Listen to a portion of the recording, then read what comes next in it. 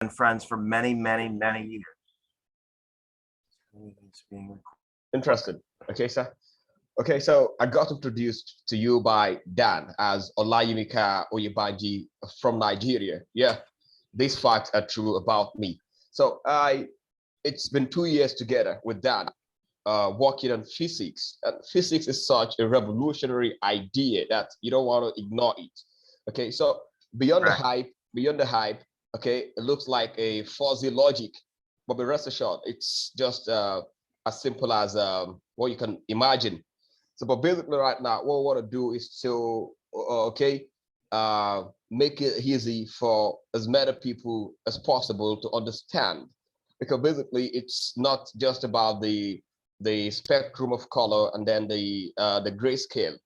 It's goes beyond these two. Okay, so physics is a philosophy, it's a system, it's a technology.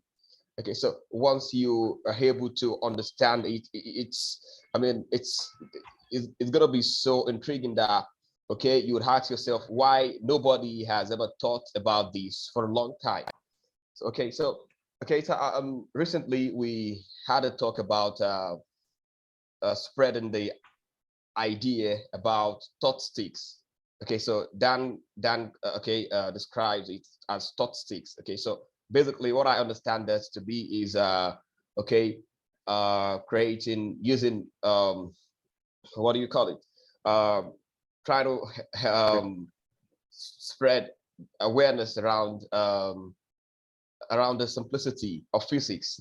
Okay, so and how that's going to be possible is, okay, you get uh, some kids to demonstrate their knowledge and then the simplicity of physics using color and then thought sticks. So I'd like to know, I mean, how did you come about this idea? I mean, I'm well aware that you donated a box of sticks to Dan recently. So I'm gonna thank you for that, because it's, as a matter of fact, it's just a huge contribution to the publicity that we are looking at achieving.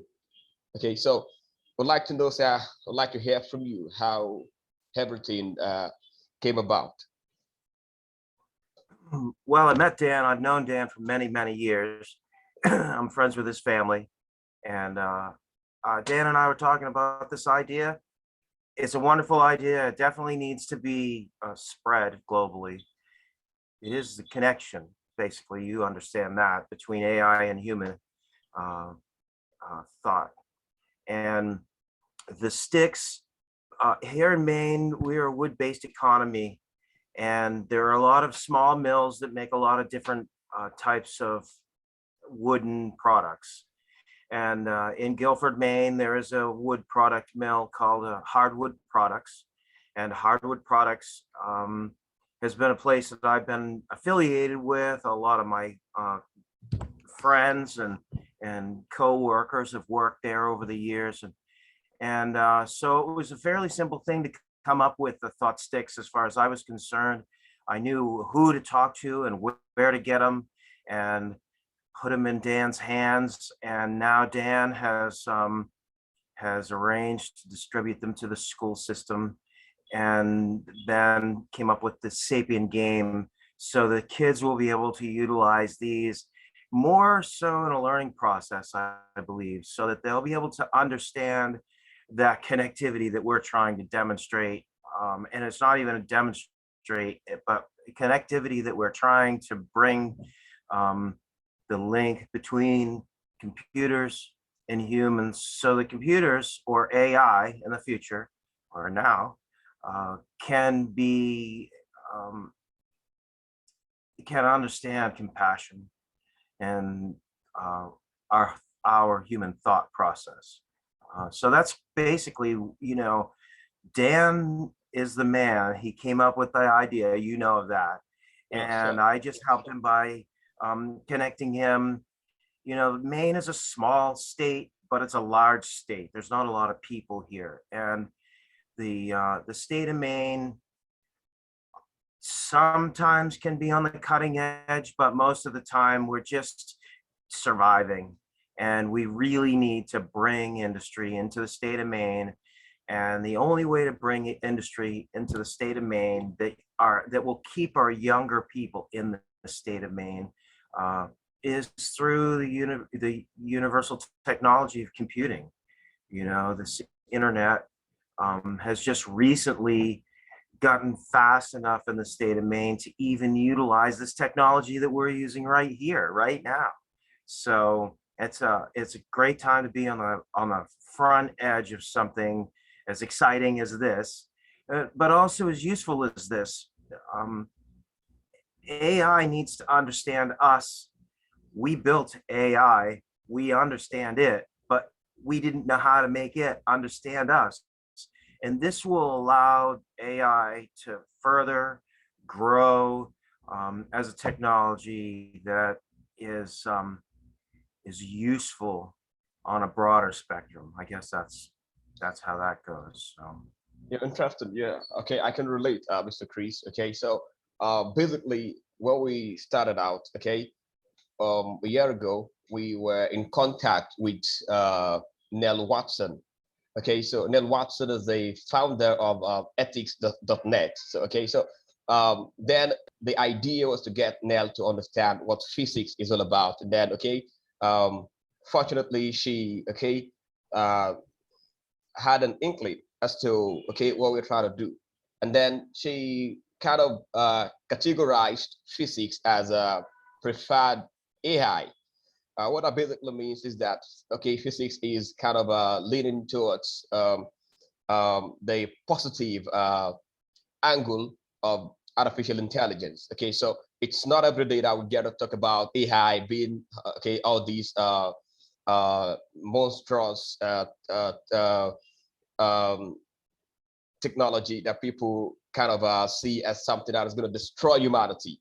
So there's a need to just move away from that rhetoric and then have a different um, perspective about it. So, and that is basically what we try to do at Physics. And as a matter of fact, I right now we are slowly getting traction because the success of physics as a whole depends on when it's going to slide into mass consciousness. Now, a lot of people, not many people know about physics, but to us, we understand that, okay, when we are able to create a system that helps artificial intelligence to understand human, we're definitely going to be a step ahead.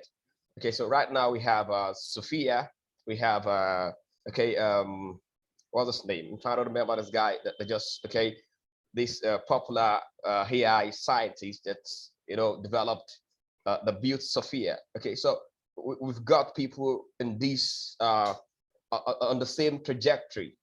Okay, on the same trajectory that are trying to do the same thing as we try to do. So, but basically, we understand right now that in order to succeed as as a company, we've got to, okay, as much as possible, um, get out of our comfort zone. So right now, physics is on ground zero. I'm going to say that again. Physics is on ground zero right now. It's it lacks funding. Okay, so we basically do not have a viable structure right now. So we're looking at starting from scratch.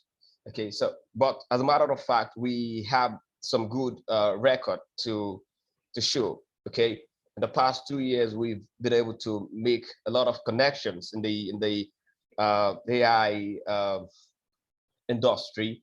Okay, right now we have Dr. Tamana Koshla from India. She's on our team. Okay, and then we've made, I think we have Dr. Jason. Okay, so there are people that are devoted to physics, as a matter of fact. So we want to start a collaboration with you, and we hopefully believe that this is going to be the beginning of good things to come. So whatever support that you can give us, we'll welcome it wholeheartedly, and we're looking forward to consolidating our friendship with you, Mr. Christopher.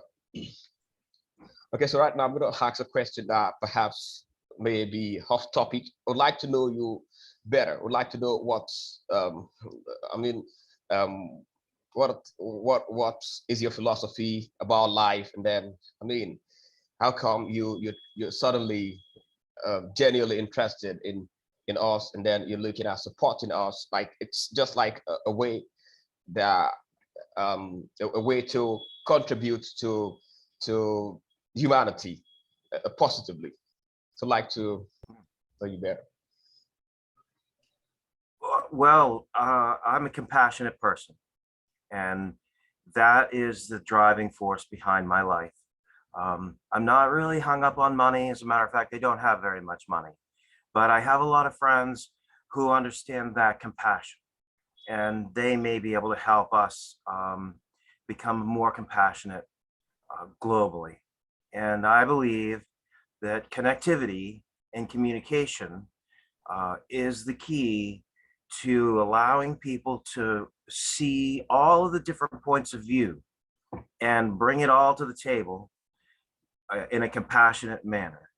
Um, so that people can say, okay, we're not really necessarily about the money, but we're definitely humans, and we definitely need to treat the human race as a brotherhood. And so, with that being said, that's my driving force. We've always spoken about the disconnect between artificial intelligence. Sophia, as beautiful and as advanced as she is, I have a drone sitting here that is as beautiful and as intelligent as Sophia is. The Wow, drone doesn't understand my compassion. It just understands what I tell it to do, same as Sophia. interesting. And the only way for a computer to understand, or AI to understand compassion, which is the driving force behind myself, and I think a lot of different people, it is to really be able to have an interface between what humans are and what AI is, and this is the way to do it. Um, I've been working in the internet industry in the state of Maine now for 25 years, and initially it was a dial up to get your internet over the telephone. And then I began to do some web page design. Probably you also dabbled in that, getting a web page up, getting a message of some kind out there to the rest of the world. But I found here in the state of Maine, our systems were just too antiquated. The telephone lines were too old. So I began working with a small company. I was the only technician in the company, and core people, and we began to build a small, very nice fiber optic network, which now Interesting. encompasses the whole state of Maine, and it's growing exponentially. And Amazing. so each day that goes by, the word about compassion can be spread. And that is a very important message. It's not necessarily a religious message, it is definitely maybe a godly message, but it is a human message. If we don't have compassion and treat all humans the same, we're out of luck. Interesting. And AI will do whatever humans tell it to do.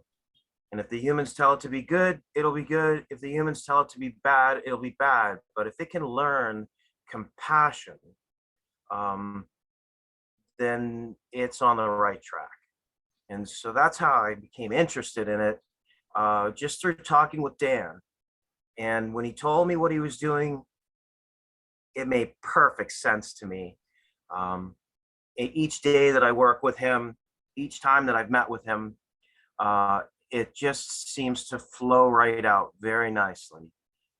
Including, I had the discussion with Hardwood Products about the Sapien game, and I talked with the sales manager, and the sales manager knew exactly what I was talking about and helped us immediately. The next day, I had the ThoughtSticks in my hand with Dan, and Interesting. I That's was like, okay, fascinating. this is a good step here. So this is where we're at right now. I've contacted a lot of my closest allies, if I should say allies, but Sure. good. Yeah. I have Of good course. humans Yeah.